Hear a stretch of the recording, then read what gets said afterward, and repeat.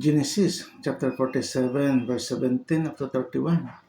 At kanilang dinala ang kanilang mga hayop kay Jose at binigyan sila ni Jose ng tinapay na pinakapalit sa mga kabayo at sa mga kawan at sa mga bakahan at sa mga asno at kanyang pinakain sila ng tinapay na pinakapalit sa kanilang lahat na hayop sa taong yaon.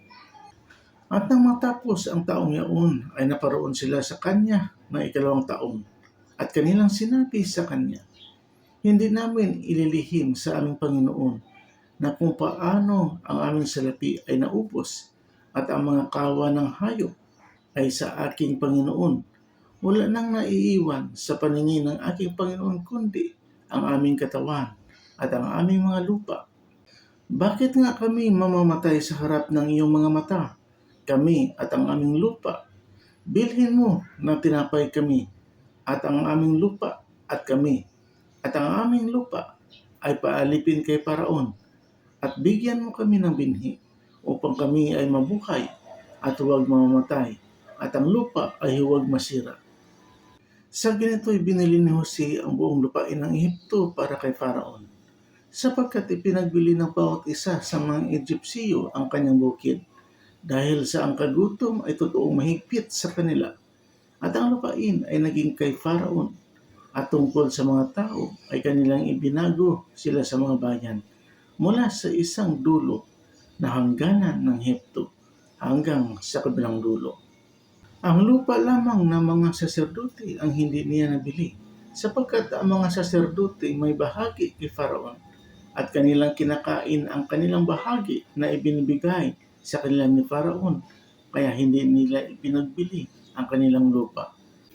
Nang maggagayoy, sinabi ni Jose sa bayan, narito, aking binili kayo ng araw na ito at ang inyong lupay para kay Paraon. Narito, ito ang ipang bibinhi ninyo at inyong hahasikan ang lupa.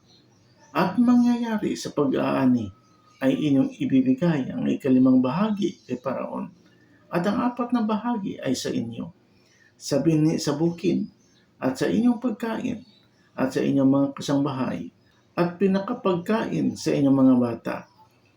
At kanilang sinabi, iyong iniligtas ang aming buhay, makasumpong nawa kami ng biyaya sa paningin ng aking Panginoon at kami ay maging mga alipin ni Paraon.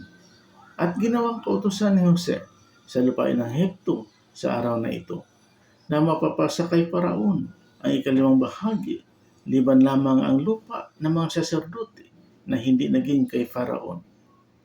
At si Israel ay tumahan sa lupain ng Ehipto, sa lupain ng Goshen, at sila'y nagkaroon ng mga pag-aari roon, at pawang sagana at totoong dumami.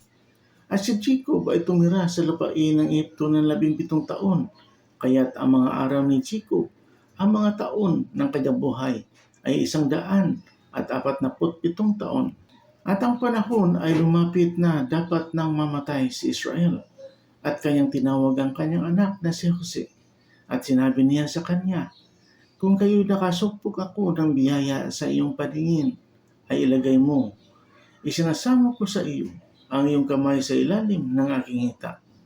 At pagpakitaan mo ako ng kaawaan at katotohanan, isinasamo ko sa iyong huwag mo akong ilibing sa Ehipto. Kundi pagtulog kong kasama ng aking mga magulang, ay dadalhin mo ako mula sa Ehipto at ililibing mo ako sa kanilang libingan. At kanyang sinabi, aking gagawin ang gaya ng iyong sabi. At kanyang sinabi, sumumpa ka sa akin. At sumumpa siya sa kanya at yumukod si Israel sa ulo na ng higaan. Amen, Lord.